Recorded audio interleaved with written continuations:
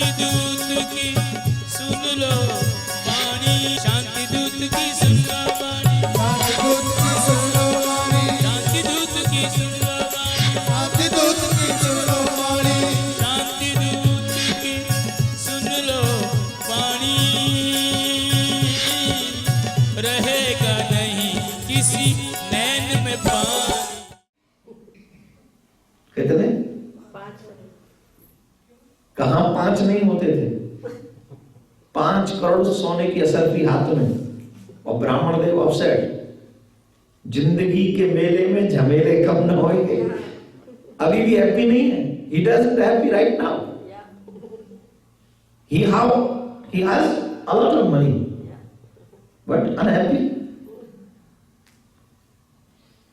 मुंह आप तो सबसे ज्यादा मुंह लटका हुआ है। हर एक इंसान तब हद से ज्यादा अपसेट होता है जब बेटी और बहन की बात कोई करता है। ब्राह्मण देव अपसेट। पिताजी अब क्या हुआ? बोले बेटी आग लगे इस माया में। हम तब भी दुखी थे जब नहीं थी, और अब ज्यादा आ गई तो और दुखी। अब क्या हुआ? बोले राजा कह रहा है कि अब हम आपकी बेटी से शादी करेंगे, हम क्षत्रिय और हम ब्राह्मण और वो क्षत्रिय। ये कैसे संभव है? एक बात याद आप सबको भी मैं बता दूं, गलती से भी अगर आप ब्राह्मण कुल में नहीं हो तो ब्राह्मण की बेटी से शादी मत करना। नहीं, इट्स नॉट जो, इट्स नॉट जो। आप इसे मॉडर्न युग के हिसाब से मत समझिए। अभी इसी कहानी में आपको आगे पता चल भी जाएगा। ब्राह्मण की बेटी से शादी ब्राह्मण ही करे बेटर, क्योंकि सत्कर्मों की वजह से उसने ब्राह्मण के कुल में जन्म लिया उस बेटी ने। और ब्राह्मण धनवान नहीं, ब्राह्मण गुणवान। कितना बड़ा कोई तप करे तब जाके ब्राह्मण कुल में जन्म मिलता है। It's not simple thing. आप अदर कुल में आए हो तो फिर आप उसी कुल में आप शादी करें, लेकिन ब्राह्मण की बेटी को घर में लाना, क्योंकि ब्राह्मण की तो बच्चे के भी पैर छूने चाहिए। और फिर वो अगर मेरी घर की बहू बन के आएगी, जिंदगी भर मेरे पैर छूएगी तो नरक का रास्ता तो अपने आप खुल गया। सीधी सी बात है ना भाई। चाहे तुम्हारी बहू है पर है तो ब्राह्मण घर की, छुएगी तुम्हारे पैर तुम्हारी से, और नहीं छुएगी, सेवा नहीं करेगी तो समाज में तुम्हारी प्रतिष्ठा गिरेगी। इसको कदापि ये मत सोचना कि मैं ब्राह्मण हूं इसलिए बोल रहा हूं, लेकिन इट्स माय रिस्पॉन्सिबिलिटी, आई से यू ट्रुथ। ये मेरी जिम्मेदारी है, मुझे आपको सच बताना ही पड़ेगा। बेटी मैं उस क्षत्रिय को तुम्हारा हाथ कैसे पकड़ा दूं? 5 करोड़ पकड़ा दिए, मैं हैप्पी नहीं हूं। ब्राह्मण देव ने कहा, और जब ब्राह्मण देव ने कहा तो बेटी ने कहा पिताजी राजा से जाके कहना आज इस कविता का मीनिंग बदल गया है, जाके फिर चला जा 4 बजे पार्क में। दूसरे दिन फिर गए राजा 4 बजे उसी पार्क में। विमान आया, विमान में वही पार्षद बैठे थे, वो लेकर गए उसे और ऊपर ले जाकर फिर जहां पर वो पहले दिन महल दिखा रहे थे बड़े बड़े सोने के, वहां पर एक बहुत बड़ा गड्ढा खोदा हुआ है उन्होंने, बहुत बड़ा गड्ढा। पूछा ये क्या है?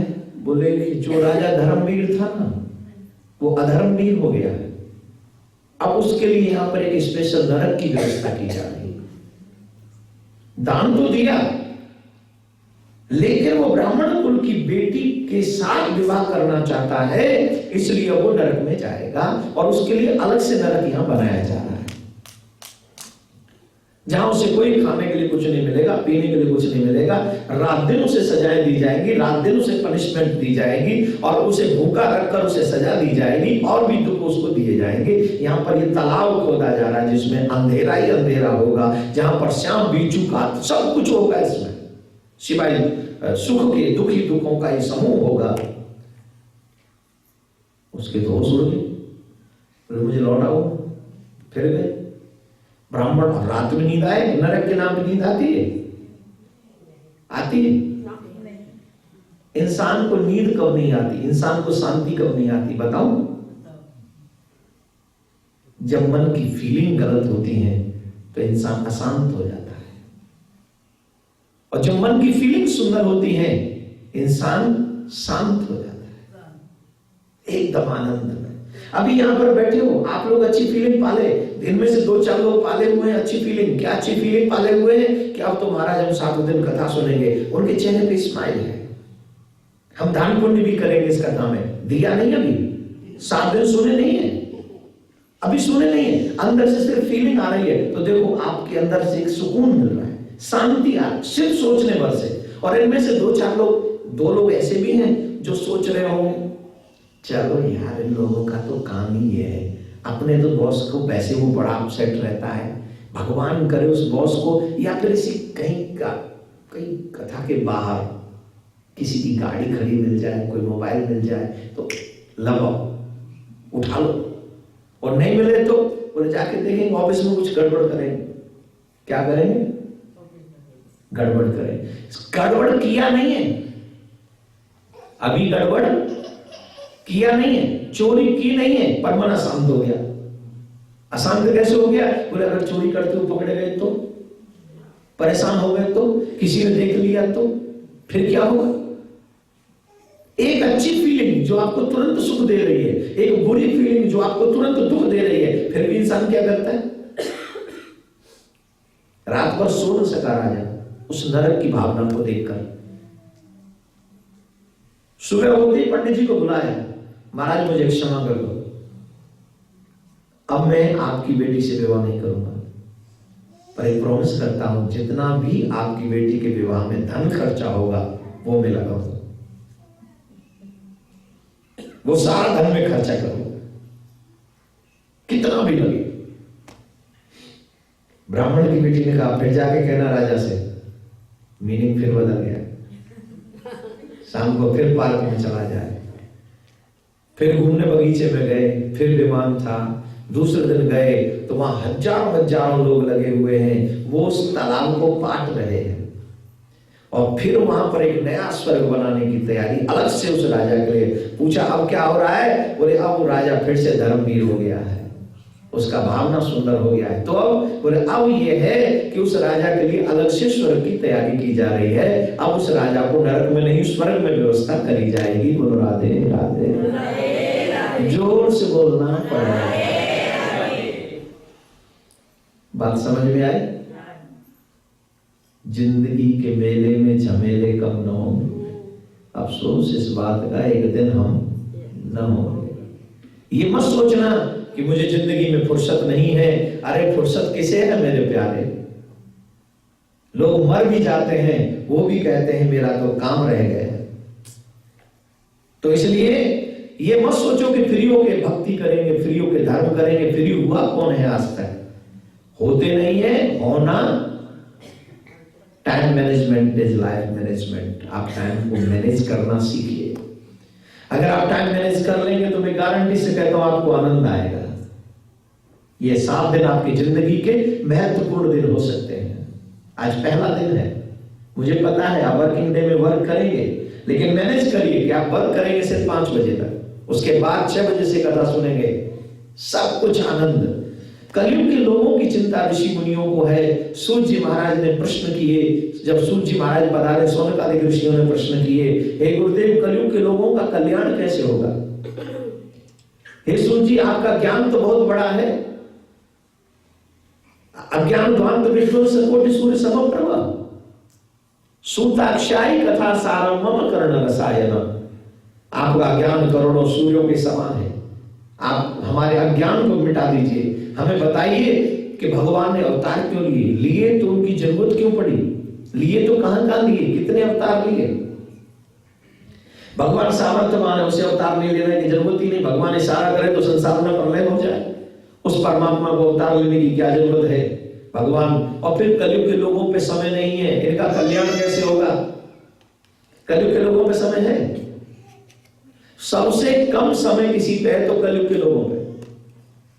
अभी तो तुम पे फिर भी 70-80 साल की उम्र दे रखी है, 100 साल है वैसे मिलती नहीं है। आने आने वाला समय जब चेंज होगा तो 50 साल रह जाएगी, तो जिएंगे कितना, 30-40, फिर और बदल जाएगा, फिर 25, तीसरे चरण में, चौथे चरण में होगी 12.5, जिएंगे कितने, 8-9, कितने, और 8-9 जो 100 साल में अपना कल्याण नहीं कर सके वो 8 साल में करेंगे, 25 साल में करेंगे? जवाब दीजिए।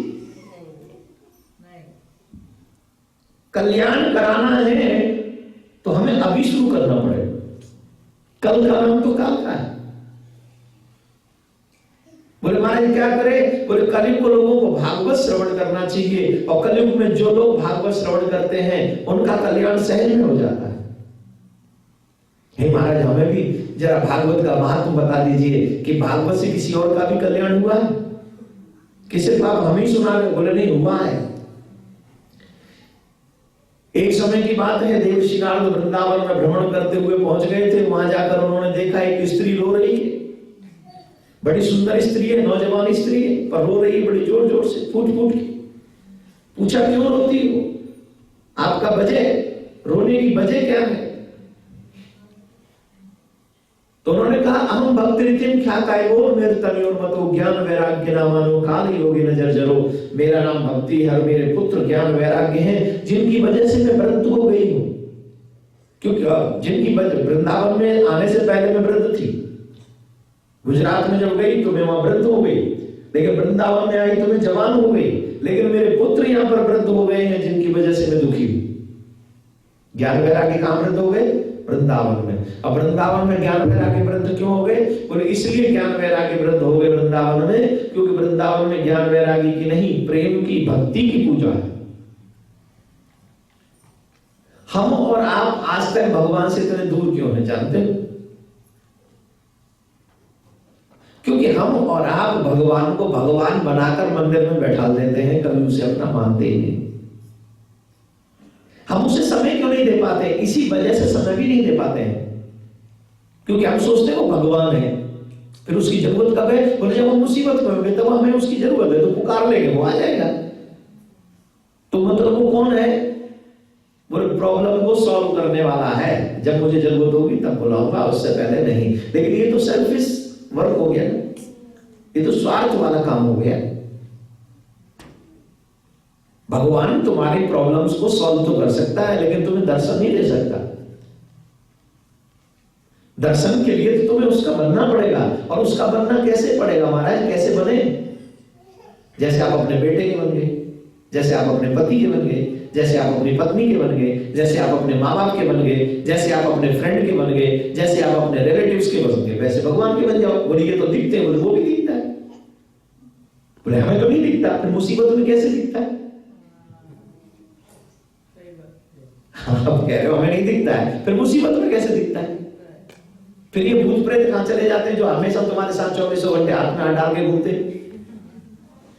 जब पूरा वक्त आता है फिर तुम्हारे रिलेटिव्स, तुम्हारे फ्रेंड्स, तुम्हारे चिल्ड्रन कहां जाते हैं? बोलो, तब कौन याद आता है? मेरे कष्ट तू मिटा दे, दुनिया बनाने वाले, ये डोर जिंदगी की मोहन तेरे, मेरे कष्ट तू मिटा दे, दुनिया बनाने वाले। कब? मुसीबत में। तो जब मुसीबत में वो हमारा हमें दिखता है, तो सुख में क्यों नहीं दिख सकता? सच यह है कि मुसीबत में हम देखना चाहते हैं और सुख में देखना चाहते नहीं है। सिर्फ संडे को ही थोड़ी दिखता है, वो तो मंडे को भी होता है, ट्यूसडे को भी होता है, वेडनेसडे को भी होता है, थर्सडे को भी होता है, फ्राइडे को भी होता है, सिर्फ सैटरडे संडे नहीं होता। हाँ जी कि ना जी? जोर से बोलो जी, बोलो हाँ जी। राधे राधे बोलना पड़ेगा। तो मेरे बंधु, भक्ति कहती है वृंदावन में भक्ति जवान क्यों हो गई? बोले देखो भैया यशोदा अपने हाथ से दही मंथन करती, किसके लिए? अखिल ब्रह्मांड नायक के लिए। जिसे निर्गुण निराकार भी कहते हैं, जिसे सगुण साकार भी कहते हैं, जिसे ब्रह्मांड के रचयिता कहते हैं। हमारे ब्रिज में तो कहते हैं ताहि अहिर की छोहरिया छचियावर छाछ पे नाच नचावे। कौन है? बोले ब्रह्म में ढूंढो पुराण वेदन, जो पुराणों में नजर नहीं आता, वेदों में नजर नहीं, ढूंढते ढूंढते थक गए, हर जगह तलाश किया, जितना जानना चाहा उतना जाना, पर जितना जाना उतनी दूर रहे। ब्रह्मा भी कहते हैं नेत नेत, तेरा ना आदि पता, ना मध्य पता, ना अंत पता। जब तेरा आदि मध्य अंत ही नहीं पता तो फिर पता क्या है? भाई मुझे ये ना बताओ तुम कहां से आए हो, मुझे ये ना बताओ तुम रह कहां रहे हो, और मुझे ये भी नहीं पता तुम जाओगे कहां, क्या पता है फिर मुझे? जवाब तो कुछ पता है नहीं। इतना पता है वो मिले थे, थोड़ा परिचय हुआ, टॉक हुआ, आ गए। वैसे भगवान, लेकिन वो ब्रह्म, वो निर्गुण निराकार, ब्रज में जब आए हो तो कहा गए हो? ब्रज में आते क्या गजब की भाषा है, ब्रज भाषा है। राधे राधे बोलना पड़ेगा। भाई मैंने खूब ही मारो भींत में देखे हैं, क्या गजब की लैंग्वेज है भैया। गाड़ी दे तो प्यार करने के लिए, हमारे यहाँ बिना सारा कहे के तो तू गुना तूने। हिंदी में साले को कहेंगे साला, और अगर आप किसी को साला कह दो तो क्या होगा? गाली नहीं होगी, लठ पड़ेंगे। अगर हम किसी को साला बोल दे रास्ते चलते हुए, वो क्या कहो, छोड़ देगा हमें, लठ मारेगा। लेकिन ब्रजभाषा में हम कहते हैं अरे सारे ते तो बुलाया, तू आयो ना हो, सारो बड़ो है वो है भांजी को मामा है। क्या भाषा है मेरे प्यारे, बड़ो है वो है। तो ये क्या है? ये प्रेम की भाषा है। प्रेम क्यों? बोले भगवान को प्रेम पसंद है। मोहन प्रेम बिना नहीं मिलते, चाहे कोटिन करो उपाय। कितना भी तुम उपाय कर लो, तुम्हें प्रेम किए बगैर बोल। अब प्रेम करोगे तो तुम जिससे प्रेम करते हो इजहार करना पड़ता है, हाँ जी कि ना जी? अब जिससे प्रेम करते हो उसे टाइम नहीं देते, जिससे प्रेम करते हो उसे बात नहीं करते, जिससे प्रेम करते हो उसे भोजन नहीं कराते, जिससे प्रेम करते हो उसे उसके साथ घूमने फिरने नहीं जाते, जिससे प्रेम करते हो जब वो बुलाता है तो उसके यहाँ नहीं जाते। बोलो हाँ या ना? तो दुनिया के लोगों के साथ प्रेम तुम इस तरह से कर सकते हो, तो मेरे कन्हैया के साथ क्यों नहीं कर सकते? भाई ब्रजवासियों में और हम में अंतर क्या है? यही अंतर है कि वो सब वो कृष्ण के साथ करते हैं जो हम अपनों के साथ करते हैं। आंख में चौनी खेले कन्हैया के साथ, गेंद बल्ला खेले कन्हैया के साथ। कौन के साथ? गेंद बल्ला। आज की भाषा में आधी क्रिकेट कहते हैं, आज इंडिया जीती है, हम देख के आओ जान का बुराई। जिनके यहाँ रुक रहेगा हम कपूर साहब भेजा मैच वालों चैनल आम तो हमने की चलो देख ही ले, फ्री बैठे तो कहाँ करेंगे। तो इंडिया जीत गई साहब, इंडिया हिंदुस्तान भारत है, भारत जीत गो साहब, और बड़े बढ़िया ढंग से जीतो, खूब छक्का करे भैया। पर हम क्या कह रहे हैं? अब जी क्रिकेट आज के युग का नाम है। कन्हैया ने तो क्रिकेट खेली, कैसे खेली? बोले मारो टोल गेंद गई दे में। Toll means what? Toll means shot. Toll कहते हैं न्यू मारो और सीधा स्ट्रेट। जमुना जी सामने माते श्री रामा बॉलिंग कर रहा है और जे हाथ में बल्ला लेके ठाड़े हैं, बाने मारी बॉल, बड़ी गजब की बॉलिंग करी साहब, बाने यॉर्कर फेंकी। कौन है? श्री रामा ने बाने यॉर्कर फेंकी और ये सर थोड़े से नहीं आगे बढ़ गए। वो तो फेंकी वाली यॉर्कर और इन्हें बना ली फुल टॉस। अरे क्रिकेट भाषा समझने जिनने ले ली सीधी बल्ला पे और ऐसा टोल मारे कस गए, ऐसा टोल मारे स्ट्रेट फॉरवर्ड दम स्ट्रेट। कहां गई? ऐसे बल्ला घुमाए के शॉट दियो भैया, सीधी पाताल में बॉल पहुंची। इतनी आज तक कोई माइको लाल मार नहीं सके, इतना लंबा शॉट मारो ठाकुर जी ने। लोगों ने बदल के आपको नाम क्रिकेट दे दियो, वरना क्रिकेट तो ठाकुर जी ने 5000 साल पहले शुरू कर दिया, जब सुदामा के संग खेले गए, श्री दामा के संग। तुम आईसु भैया झूठना गहरों में जय मार तुम ब्रजवासी ने विशेष इंटरेस्ट रहते हो कि ठाकुर जी ने कैसे शॉट मारे हो, जब आज के छोरा ऐसे ऐसे शॉट ने मार रहे हैं भैया, घुमाए घुमाए को यूं मार देते को यूं पड़ाते जाओ, तो मारे और शॉट नहीं टोल गेंद गई रहे। ऐसो कथा में आनंद ब्रजवासी दिवाकर। और ये प्रेम की भाषा जो है, ये ब्रजवासियों को मैं हमेशा कहता हूं, इन ब्रजवासियों के पल्ले कुछ नहीं सिवाय कृष्ण के और प्रेम के। हमारे हाथ कुछ नहीं पल्ले, हम मेरे तो कुछ नहीं, कम से कम मुझे कुछ नहीं आता। लेकिन एक बात पता है, हम लाख अदम हैं, हम लाख पापी हैं, हम लाख बाचाल हैं, पर ठाकुर जी हैं ब्रज में पैदा हुए तो जाने वो तोड़ ना सके हम दे काऊ कीमत पे हिम्मत ना बहु की तोड़ दे। हम ब्रजवासी है गए, ये संबंध तो जुड़ गो, जन्म जन्म को संबंध है। जो तोड़े वो कैसे बता दे, कौन से एंगल से तोड़े वो है ही ना, तो कोई एंगल तोड़े वाला एंगल ना तो पे जोड़े वाला एंगल तो है। तो ये संबंध जो ठाकुर जी हम लोग दुनिया निभाते हैं, और ब्रजवासी निवास समय भी ठाकुर जी ने वही संबंध निभाए हो जो आज हम अपने परिवार से है। इसलिए ब्रज में भक्ति जवाब है। अब समझ में आ गई? तुम्हारे साथ खेलो को ठाकुर जी क्रिकेट खेलो तो बता दो, ब्रजवासी के संग खेलो, माटी खाइए, माखन चुरायो है, घर में जा जाके भोग खायो है, राजी तेना जबरदस्ती खायो है, और ऐसी ना है छुड़ाए के खायो। और इतना ही ना भैया, और बता मैं ब्रज गोपी ने या की वो दशा करी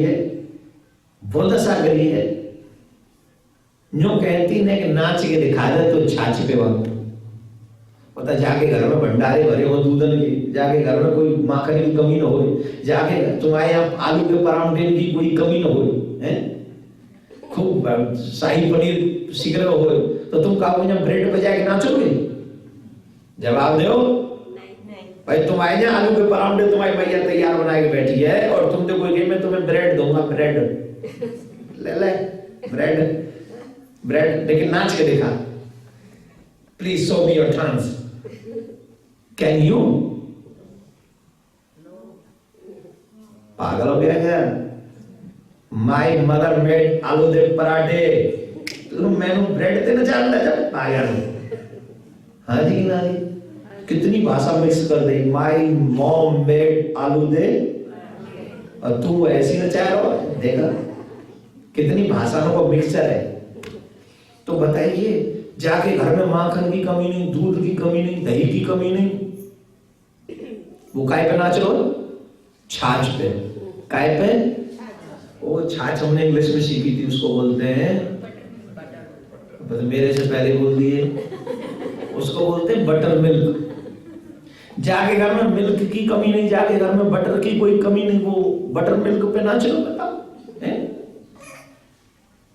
ये संभव है? बोले हाँ संभव है भैया, क्योंकि हमारे यहाँ कहते हैं, हमारे यहाँ क्यों शास्त्र भी कहते हैं, वेद भी कहते हैं, वो वस्तु का भूखा नहीं है,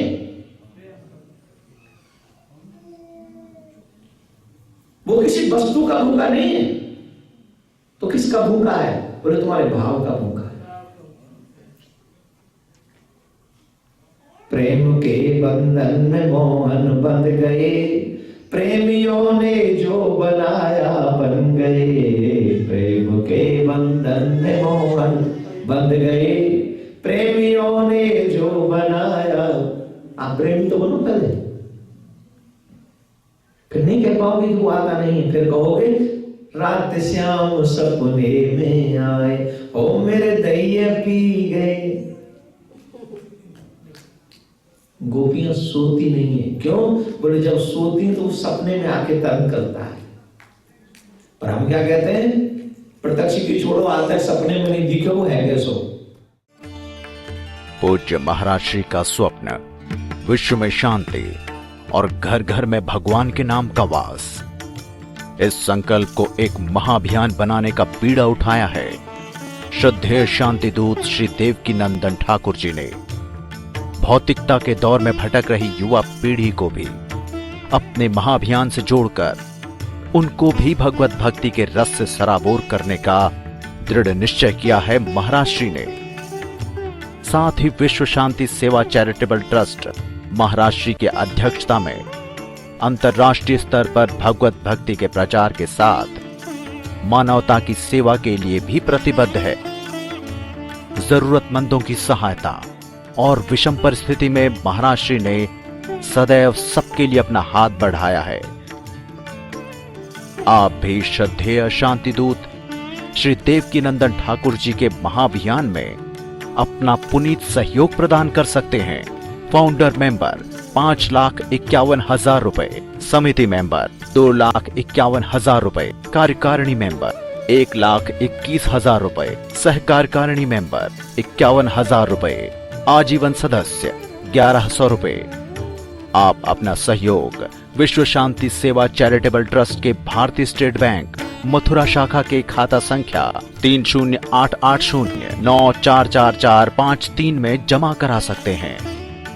मासिक पत्रिका शांति संदेश एवं महाराज श्री द्वारा गाए हुए सुंदर सुंदर भजनों की सीडी व श्रीमद् भागवत कथा एवं श्री राम कथा के डीवीडी सेट प्राप्त करने के लिए संपर्क करें। ज्योति music company, Shanti Seva Dham, Jhatikara, Vrindavan road, Vrindavan, Mathura, Uttar Pradesh. Phone number 0735111221, 0735111331।